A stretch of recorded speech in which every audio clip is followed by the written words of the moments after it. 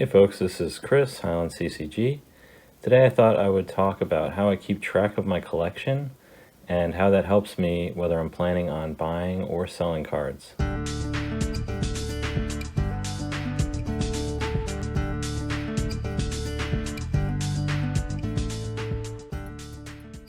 As a kid, I started out with a revised starter deck, like so many other kids.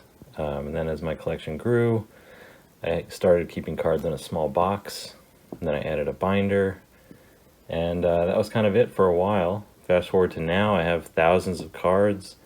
They're in binders, they're in boxes, they're in piles, they're in lots of decks. They're in the bank and safe deposit boxes and other places like that. Yeah, it's quite difficult to just keep track of that collection. So, I'll have another video in the future, I'm sure, about how I organize the collection, but the way I keep track of it is using a spreadsheet. So I've always been a big fan of spreadsheets, kind of a nerd. I do use them to keep track of all sorts of things, and that includes the different collections I have. And before I get into anything, quick disclaimer, I am not an accountant, I am not a lawyer, a CFP, a CFA, or any other financial or legal professional, and nothing in this video should be construed as advice. I am only sharing how I do things for your entertainment. All right, now that that's out of the way, I made a copy of a portion of my main spreadsheet that I thought I would show you here. This gives you, hopefully, a visual into my approach and how it's been helpful for me when it's time to buy something or when it's time to sell something. I try to keep track of every card that I buy.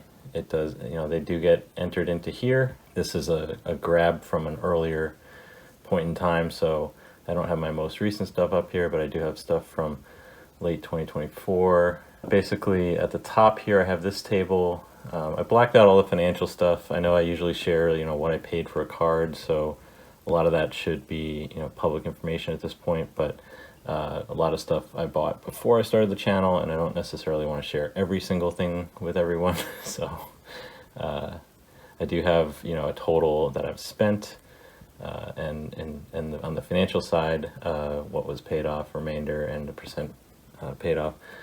But I would show you at least the card volume. So this is my main collection.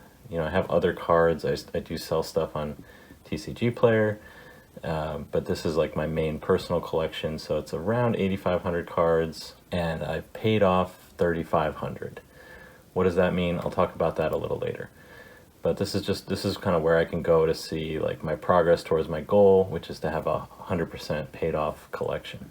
So you can see here that I've paid off about 41% of the collection in terms of the number of cards. In terms of the value, it's going to be lower because, a lot of the value is concentrated in big cards like Power 9, Library, Workshop, that kind of stuff. So I think in general, that's how it works for people. Most of your cards don't make up most of the value. So probably the hardest part is keeping this up to date.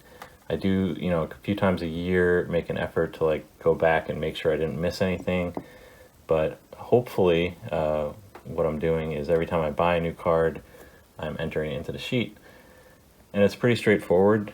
So a quick note on what paid off means. I'll just get that out of the way. So my weird internal accounting is that if I sell a card for profit, then I take that profit and I apply it to other cards in my collection, effectively paying them off.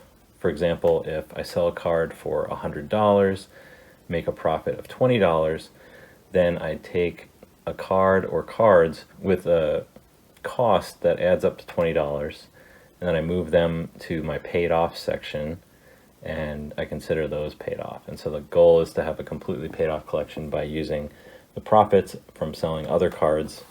And at the end, I have this collection of cards that are effectively free.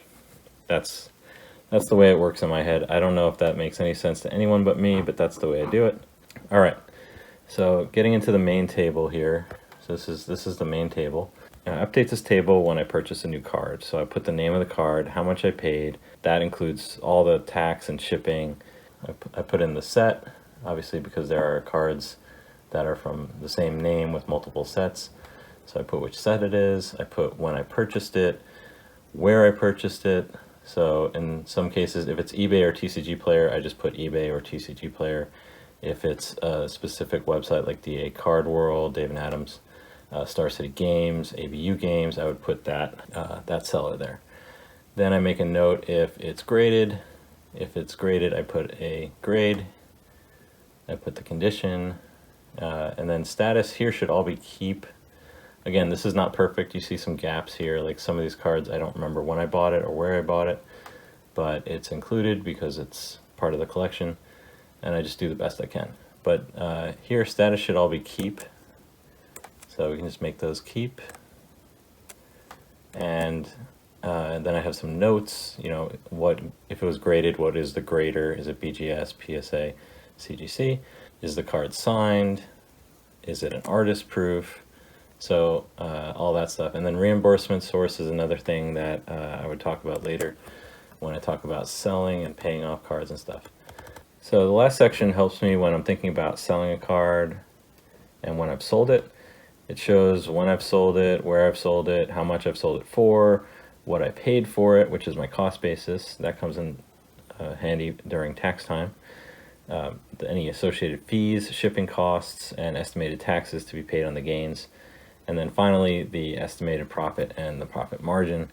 This is helpful because you can play around with different prices, and when you're ready to sell, you know kind of where you need to list it at in order to break even, and then you know what are acceptable thresholds when you're sending or receiving an offer.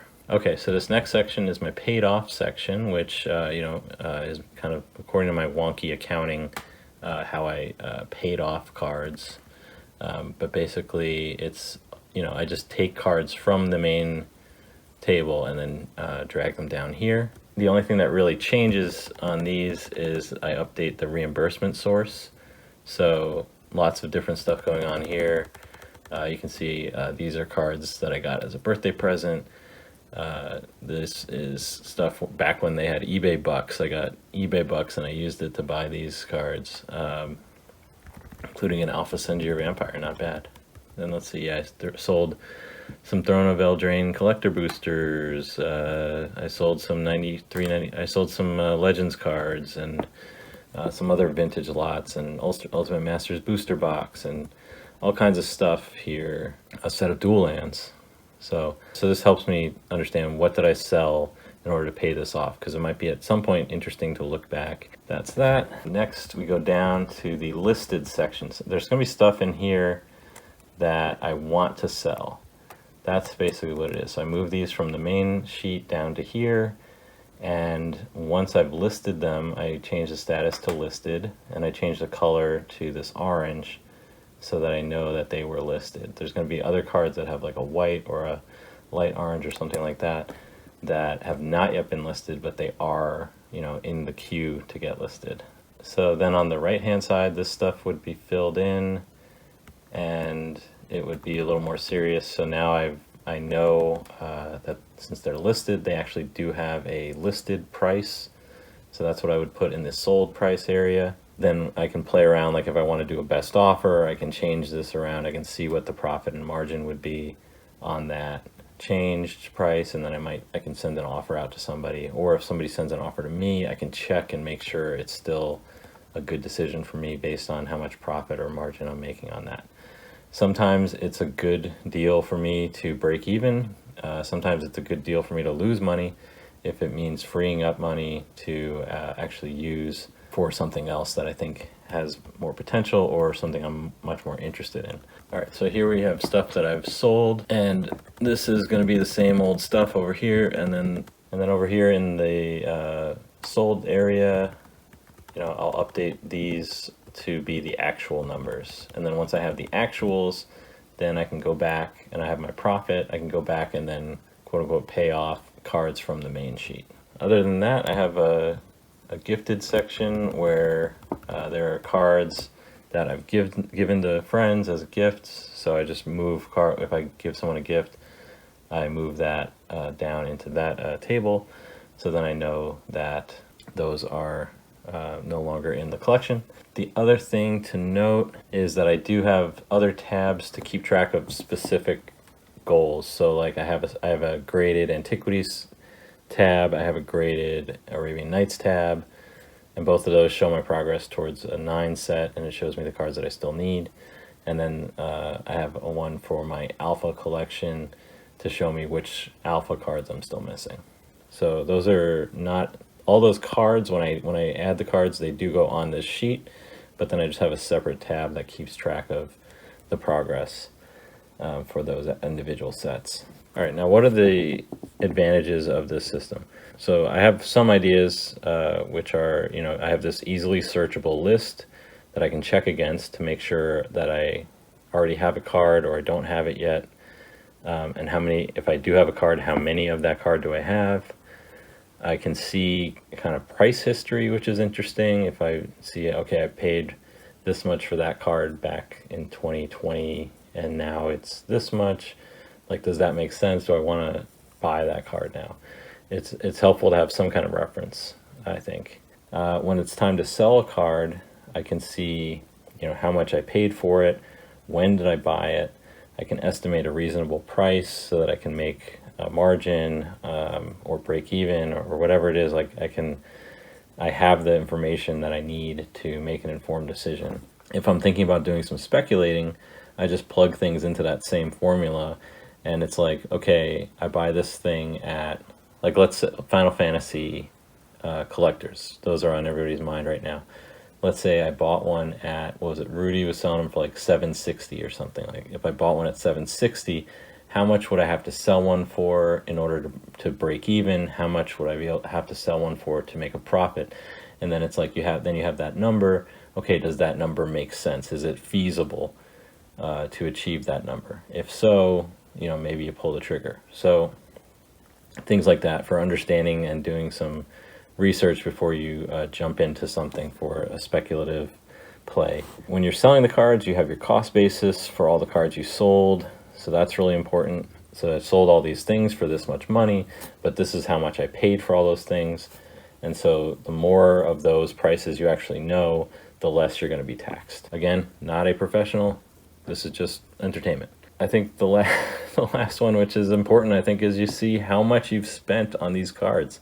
Like, when I look at the number, the total at the top of the spreadsheet, sometimes I go, holy moly, this is too much money. So like, when you want to get this card or that card, it might not cost very much money, but when you see the whole thing added up, it can be kind of scary, and it's a good motivation to want to start selling things. It's good to trim the fat. I like to kind of have about 10% of my collection on the chopping block at any given time. 10% by value. Yeah, good to know how much you spent. It might not feel good, but it is good to have that information, and it might inform future purchases, or like why you shouldn't be making future purchases. So I'm interested to know how you guys keep track of your collections. Definitely let me know in the comments how you're doing this, how you're managing. Maybe you're not, maybe you haven't thought about it, I don't know, but I'm interested. Thanks for joining me. I hope you have a great rest of your day. I hope tomorrow's even better, and I will talk to you soon. Bye.